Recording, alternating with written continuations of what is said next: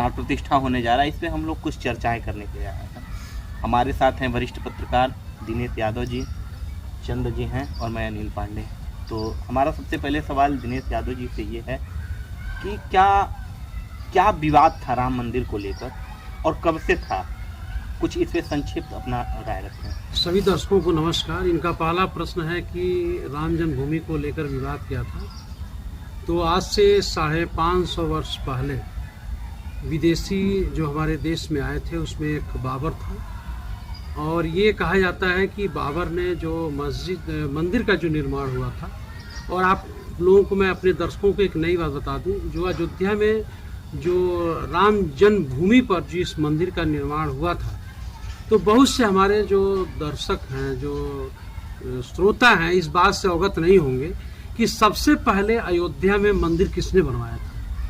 एक प्रश्न है, और सबको ये जानना चाहिए कि अयोध्या में सबसे पहले मंदिर बनाने वाले उस राजा का क्या नाम था।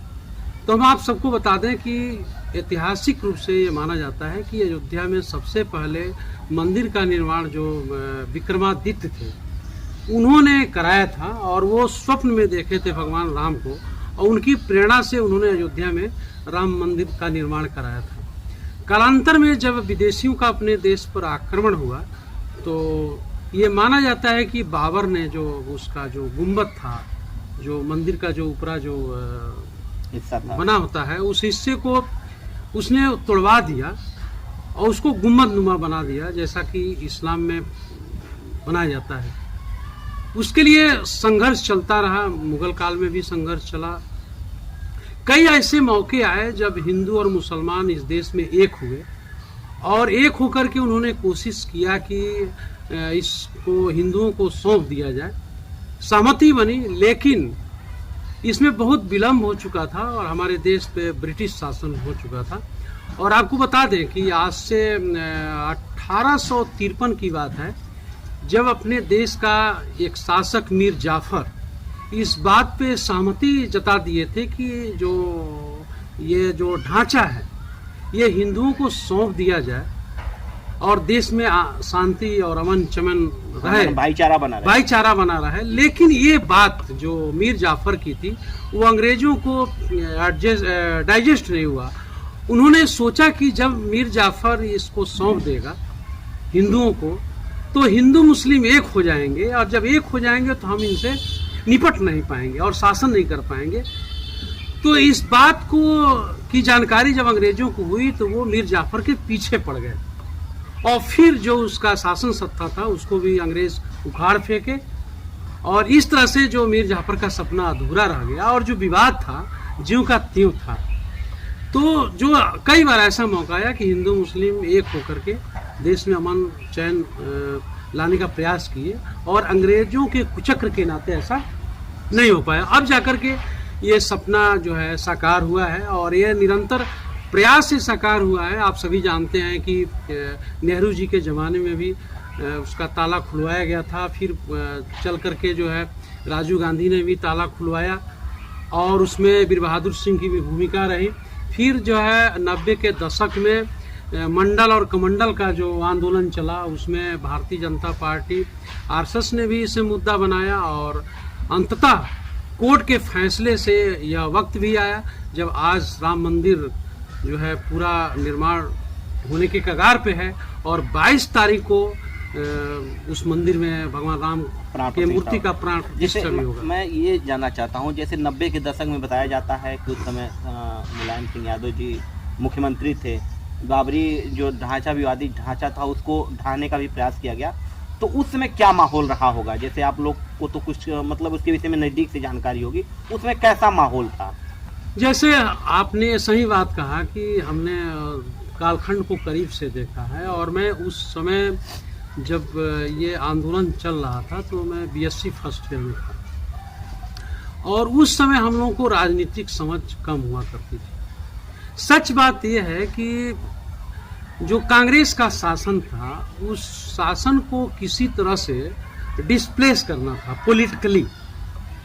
तो उसमें पॉलिटिकली कांग्रेस को डिस्प्लेस करने के लिए जो जनता दल था और 1980 में जो गठित भारतीय जनता पार्टी, ये दोनों मिलकर के राजनीतिक रूप से संघर्ष कर रहे थे। कांग्रेस के आगे दोनों दल जो है टिक नहीं पा रहे थे, तो ये दोनों एक हुए। जनता दल और भारतीय जनता पार्टी एक दूसरे के करीब आए कांग्रेस को हटाने के लिए, और सफल भी हुए, जिसमें विश्वनाथ प्रताप सिंह जो है वो फोर्स को लेकर के आए, और जिसके चलते राजीव गांधी को कुर्सी से हटना पड़ा। लेकिन ये जो आपसी जो समझौता था राजनीतिक रूप से, वो ज़्यादा दिन तक नहीं चल पाया। इसी बीच जो है विश्वनाथ प्रताप सिंह अपना जो है शोषित दलितों के लिए मंडल कमीशन लेकर के आए, और जो बहुत दिनों से पड़ा हुआ था उसको बाहर निकाला उन्होंने मंडल कमीशन को, और लागू किया उन्होंने। तो इसी बीच जो है बहुत बड़ा समाज में एक ये हुआ कि इसको लेके आंदोलन चलने लगा। अब बाद में चल करके भारतीय जनता पार्टी को भी ये लगा कि अगर ये मंडल किसी तरह से अगर सफल हो रहा है, तो हमको भी अपने राजनीतिक रूप से स्टैंड करने के लिए कोई न कोई मुद्दा खोजना होगा। तो एक तरह से कह सकते हैं कि बड़ा इजली एक मुद्दा था कि जो पहले से पड़ा हुआ राम जन्मभूमि का विवाद है उसको आगे बढ़ाया जाए। इसीलिए लाल किशन आडवाणी ने जो है रथ लेकर के निकले कि अब हम मंडल के जवाब में कमंडल को स्थापित करने के लिए वो निकले। उसमें राम मंदिर मुद्दा भी रहा, और इसका सपना भी दिखाया कि इसको पूरा करना है, और ये आंदोलन का रूप पकड़ लिया, और इस पे सरकारें आती रही जाती रही, मंडल और कमंडल पर भी सरकारें बनती रही हैं।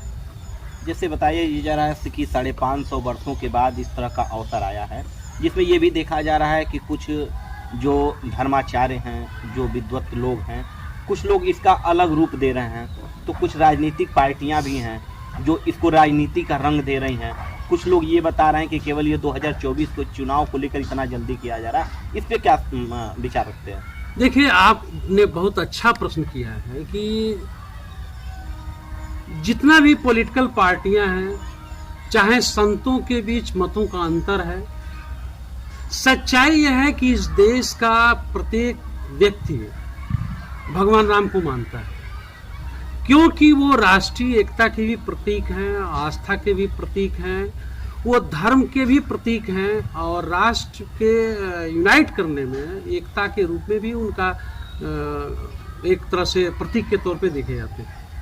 क्योंकि आप जानते हैं कि समाज जितना राजनीति से और जितना कानून से कंट्रोल नहीं होता है, उतना वो अपने धार्मिक व्यवहारों को लेके संगठित होता है।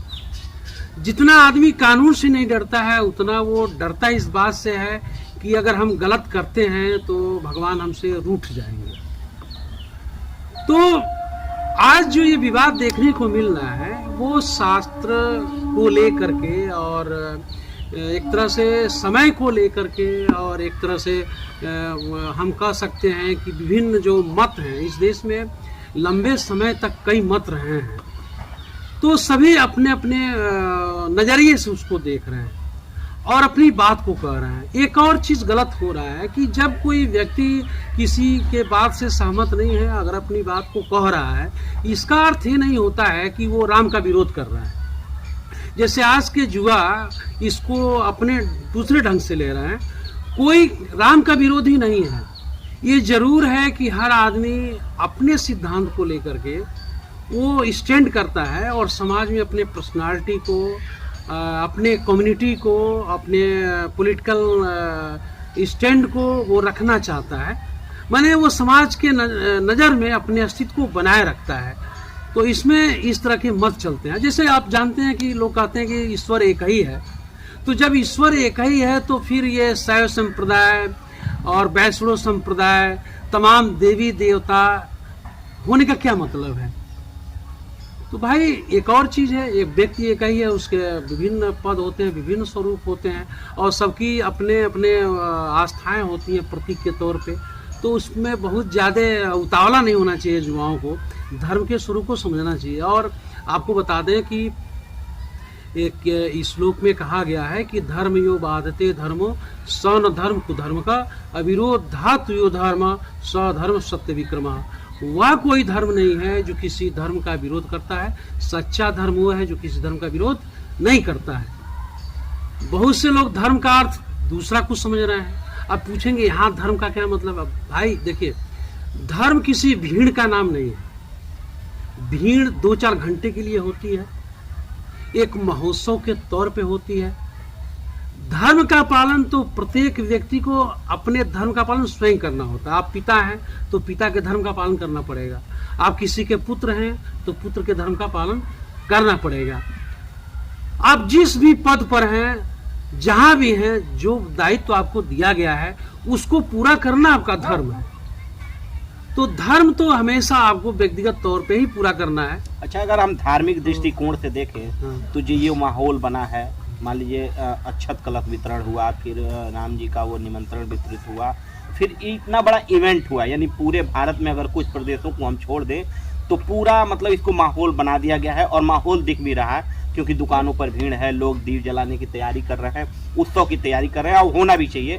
लेकिन कुछ लोग हैं, कुछ प्रदेश हैं जो इसको दूसरे नजरिए से देख रहे हैं, उस पर क्या कहना चाहेंगे? देखिए, एक ही घटना को आदमी किस नजरिए से देख रहा है या उस व्यक्ति पर निर्भर करता है। घटना एक ही होता है, नजरिया अलग अलग होता है।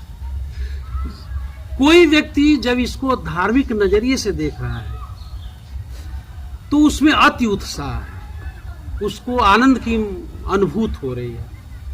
अगर कोई धार्मिक व्यक्ति है और जब उससे इस प्राण प्रतिष्ठा के बारे में पूछिएगा तो चाहते हुए अति आत्मविश्वास के साथ प्रफुल्लित मन से इसका वर्णन करेगा।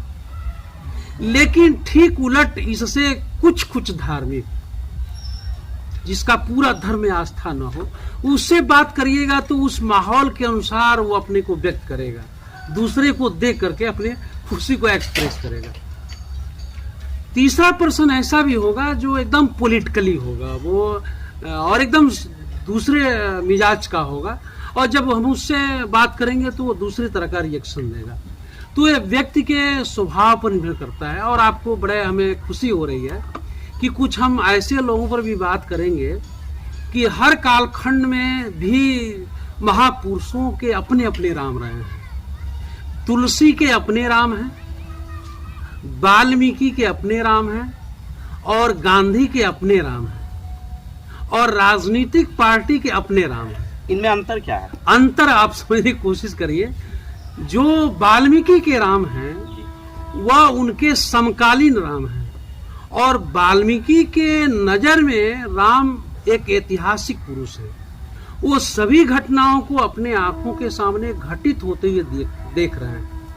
वो स्वयं उनके आश्रम में सीता जी मौजूद हैं, उनके आश्रम में, वाल्मीकि के आश्रम में लव कुश का जन्म होता है, उन्हीं के आश्रम में राम के पुत्रों से स्वयं राम को और उनके परिवार को युद्ध करना पड़ता है,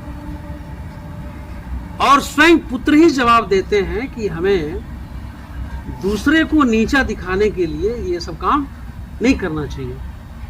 तो वाल्मीकि के नजर में जो प्रभु राम हैं वो ऐतिहासिक पुरुष हैं, क्योंकि वो अपने स्वयं उस कालखंड में उस इतिहास को रच रहे हैं। सभी के राम तो अयोध्या के ही है ना?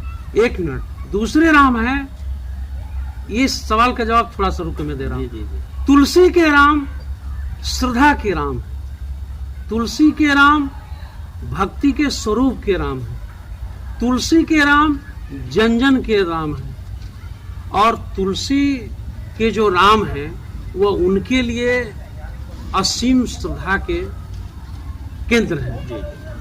वो भक्ति के नजर से भगवान राम को देख रहे हैं, इसीलिए तुलसीदास जी ने भगवान राम को पुरुषोत्तम राम कहा, मर्यादा पुरुषोत्तम का।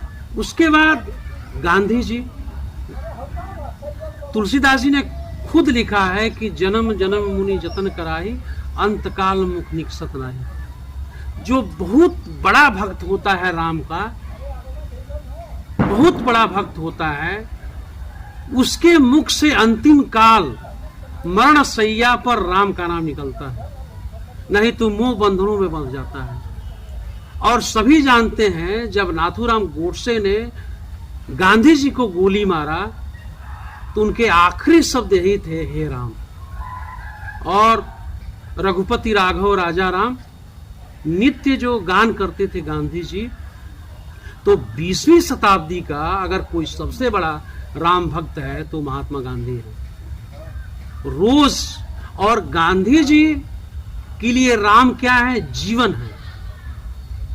गांधी जी के लिए राम जो है जीवन शैली है, और वो संकल्प भी लेते हैं कि हमें इसका पालन करना है। अच्छा, गांधी जी आज जहाँ होंगे, ये अवसर देख के उनको कैसा महसूस हो रहा होगा? बहुत अच्छा महसूस हो रहा होगा, क्योंकि हमको लगता है कि 20वीं शताब्दी में गांधी से बड़ा और राम राज की संकल्पना करने वाला कोई दूसरा महापुरुष नहीं था। और इसी का देन था कि पूरा भारत ब्रिटिश शासन के खिलाफ गांधी के साथ चलता था। तो उन्हीं के पार्टी के लोग हैं जो राम सेतु पर सवाल उठाते थे कि राम है ये नहीं है, राम का कोई अस्तित्व नहीं है। गांधी जी, तो फिर उनको क्या कहना चाहेंगे? गांधी जी किसी पार्टी के नहीं थे। नहीं, उनके मतलब उनका सरनेम बना के जो अपना रोटी सेक रहे हैं, मैं उनका कह रहा हूं। 1947 के पहले, भारत आजाद होने के पहले जिस कांग्रेस का गठन हुआ था, वो कांग्रेस ब्रिटिश शासन के खिलाफ हुआ था। उसमें सुभाष चंद्र बोस से लेकर के और जितने भी बड़े बड़े क्रांतिकारी थे, वो सब कांग्रेस के लोग ही थे जो संघर्ष कर रहे थे। कहने का मतलब ये तो उनका कोई पॉलिटिकल मामला नहीं था। गांधी जी ने स्वयं कहा था कि अब इसका कांग्रेस का उद्देश्य पूरा हो गया, उन्होंने स्वयं कहा था। तो गांधी के अपने राम है। दूसरी चीज, और आप क्या पूछ रहे थे? मैं ये पूछ रहा था कि मतलब जो सबके अपने अपने राम तो ठीक है, लेकिन राम अयोध्या के ही रहने वाले थे ना। आपने बहुत बेहतरीन प्रश्न पूछा। जो सांसारिक लोग हैं और जो जिनकी ज्यादा धर्म ग्रंथों में जानकारी नहीं है, वो अयोध्या के राम को ही अपना राम समझते हैं। सच्चाई यह है कि रामस्य राम, राम के लिए कोई जगह निर्धारित नहीं है, राम के लिए कोई स्थान निर्धारित नहीं है, और वो जो सर्वव्यापी राम है, वो सगुण भी हैं, वो निर्गुण भी हैं, वो दिखने वाले भी हैं, नहीं भी दिखने वाले हैं। ये व्यक्ति के ऊपर डिपेंड करता है कि वह रामस्य राम का भक्त है, कि अयोध्या के राजा राम का भक्त है, कि उस वनवासी राम का भक्त है जो अपने पिता के एक आदेश पर अपने सिंहासन को ठुकरा देते हैं, जटायु को गोद में उठा के अंतिम संस्कार करते हैं। सबरी जो रामचरितमानस है, रामचरितमानस में भी आप देखेंगे कि उसमें कुछ हिस्से जो है भवभूत के लिए गए हैं, उसके और रचयिता है। अच्छा, आपने कभी तुलसीदास के बारे में पढ़ा है? तुलसीदास के जीवन बहुत कुछ नहीं पढ़ा है। जो मतलब हम लोग पढ़ते थे, जो दिखाया जाता था कि पहले उंगली मारते, फिर मतलब आपने बहुत बढ़िया प्रश्न पूछा है। ऐसे थे वैसे थे, फिर उनको जब ज्ञान हुआ, नहीं, वही अयोध्या है। जी। आपको बड़ा मार्मिक मैं प्रसंग सुना रहा हूँ। ये संसार वैसा नहीं है जैसा ये झूमता है। ये संसार के लोग ऐसे हैं कि अगर सत्संग चल रहा है तो उसमें झूमेंगे, और नाच गान हो रहा है तो वहां झूमेंगे। ये भक्ति का अस्थायी स्वरूप नहीं है। कहीं सत्संग हो रहा है, 1000 लोग बैठे हैं और प्रवचन खत्म हो गया, तो ये गारंटी नहीं है कि सब ऐसे रहेंगे। ये कल जाके जो है दूसरी जगह झूमेंगे। भक्ति का अस्थायी स्वरूप किसी के अंदर तभी आ सकता है जब उस तरह का वो आचरण करेगा, अपने जेहन में उतारेगा। वही अयोध्या है जहाँ भगवान राम की प्राण प्रतिष्ठा की जा रही है, और इस देश में जनमानस में, आम लोगों में, घरों में राम को पहुंचाने वाले अवधी भाषा में जो तुलसीदास जी हैं, उनको बड़ा संघर्ष करना पड़ा था। और आपको एक बहुत अच्छी बात हम बता रहे हैं। जब प्रारंभिक अवस्था में तुलसीदास जी कबीरदास के दोहे गा करके काम चलाते थे, उनकी दशा बहुत खराब थी। हुआ ये कि अयोध्या में उनसे एक संत मिले और कहे कि तुम्हारा स्वर बड़ा अच्छा है, और आप ऐसा करिए कि आप भगवान राम की कथा कहिए। तुलसीदास ने कहा कि ठीक है, आप जब कह रहे हैं तो आप के सानिध्य में रह के मैं कहूँगा। वो जब प्रवचन करते थे, इतने सुरीली आवाज में राम की कथा कहते थे, भीड़ लगने लगी, लोग सुनने लगे।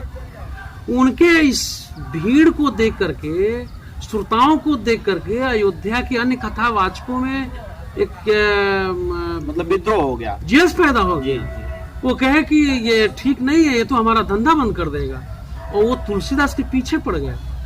अंततः तुलसीदास को अयोध्या से काशी आना पड़ा, और काशी में भी आपको मैं विशेष प्रसंग आपको बता दूं, जब उनको प्रेरणा मिली और उन्होंने रामचरितमानस लिखना शुरू किया, तो उसकी प्रतियां जो है छीन ली जाती थी, उनके साथ उदंडता किया जाता था तुलसीदास के साथ जो है। यह बात जब पता चला, अकबर के दरबार में एक मंत्री थे टोडरमल, जो भू राजस्व के जितने काम है, उसने अकबर से बताया कि ऐसा हो रहा है, एक संत जी अपना वो कुछ लिखते हैं तो। और आपको बता दें, अकबर से कह करके टोडरमल ने तुलसीदास के रचनाओं को संरक्षित कराया, तो उनको बहुत दिक्कतें झेलना पड़ा। मतलब आपके इस कहने का मतलब यह है कि यदि आपको इतिहास बनाना है तो संघर्ष करना पड़ेगा और झेलना पड़ेगा, बहुत अपने ही लोगों से संघर्ष झेलना पड़ेगा। और आपको एक और चीज बता दूं, शंकराचार्य पर बात आई तो अपने देश के जो चारों शंकराचार्य हैं, वो अपने धार्मिक जो ग्रंथ हैं, बहुत अच्छा लग रहा है। जैसे आज के तारीख में यदि कोई चीज बहुत दिनों से 550 वर्षों से जिसके लिए संघर्ष हो रहा हो, और वो अंत में वो कोर्ट के द्वारा निर्णय सुनाया जाए कि अब इस विवाद को खत्म करके और सबको अपना अपना स्थान दे करके, एक तरफ मंदिर का निर्माण हो रहा है, दूसरी तरफ देश में जो है जो मुस्लिम लोगों से विवाद चल रहा था इस्लाम से, उनके लिए भी कोर्ट ने जगह दिया है, वो अपना निर्माण कर रहे हैं। तो यह देश के लिए उन्नति का मार्ग प्रशस्त करता है, और विश्व में भारत की का जो ये जो संदेश है, जो अमन चमन का, ये पूरे विश्व में जाएगा, और ये लगेगा विश्व को कि शांति जो है भारत से ही निकलती है। मतलब 22 तारीख के बाद हम एक नए भारत का स्वरूप देख रहे हैं। और भारत के स्वरूप में जितना विरोध देख रहे हैं, वो विरोध धार्मिक तौर पे नहीं है, वो विरोध राजनीतिक पार्टियों में अपना ये है कि कोई जनता के बीच हमसे जो है दूसरे ढंग का बाजी न मार जाए, और इमोशनली जो है उसका इस्तेमाल न कर ले, फायदा न उठाए। हाँ, इसलिए। लेकिन राम के भक्त सभी हैं, सभी का आस्था है, और भारतीय संस्कृति है, क्योंकि ये संस्कृति का हमारे हिस्सा है। राम और कृष्ण, जितने हमारे कबीर और सभी लोग जो महापुरुष हैं, वो भारत के जन जन में व्याप्त हैं, सभी जो है इनको मानते हैं। वैचारिक रूप से सभी समान रूप से इन महापुरुषों को मानते हैं। केवल मतभेद अपने को स्टैंड करने का है, अपने को स्थापित करने का। प्रभु की कृपा भयों सब काजू, जन्म हमारा सुफल बाजू। क्या ये अब सत्य है? ये बिल्कुल सत्य है। सभी लोग इसमें अपना एक साथ रहें, भारत उन्नति की तरफ बढ़े, और जो पड़ोसी देशों में जो संघर्ष चल रहा है, उनके बीच भी शांति स्थापित हो। सभी विश्व में जो देश है एक दूसरे का हेल्प करें, सहयोग करें, और नए ऊर्जा के साथ आगे बढ़ें। धन्यवाद, नमस्कार।